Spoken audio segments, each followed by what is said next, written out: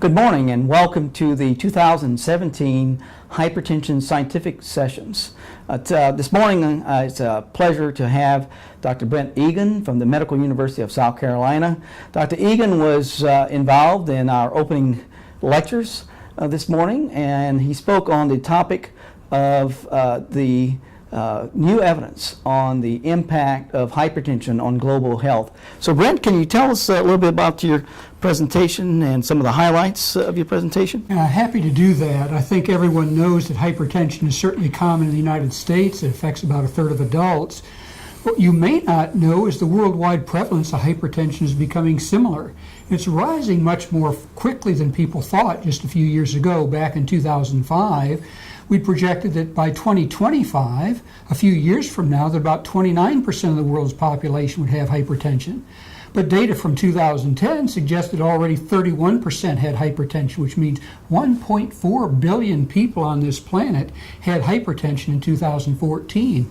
And it was the leading cause of death in what we call non-communicable, non-infectious diseases. So it's a really big deal, not only here in the States, but also globally. So Brent, you highlighted very important issues that we will need to address. And what are some things that American Heart Association can do to address the important impact of hypertension on global health? Well, I think the American Heart has done something critically important in recent years. And over the last 40 to 50 years, we've really emphasized the medical treatment and control of hypertension, which is important for those that have the disease.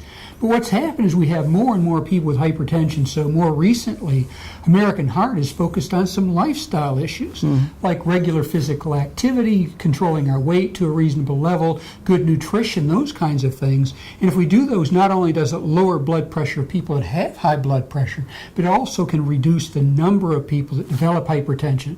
So rather than having ever more people that have hypertension require medication, what we'd like to do is prevent some people from developing that. And when we do that, we also have less diabetes and many other health problems.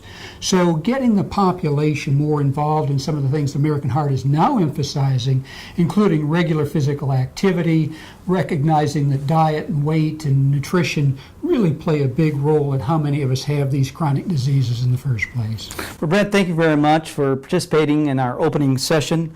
You had a great presentation, and it was a fabulous way to start the 2017 Hypertension Scientific Sessions.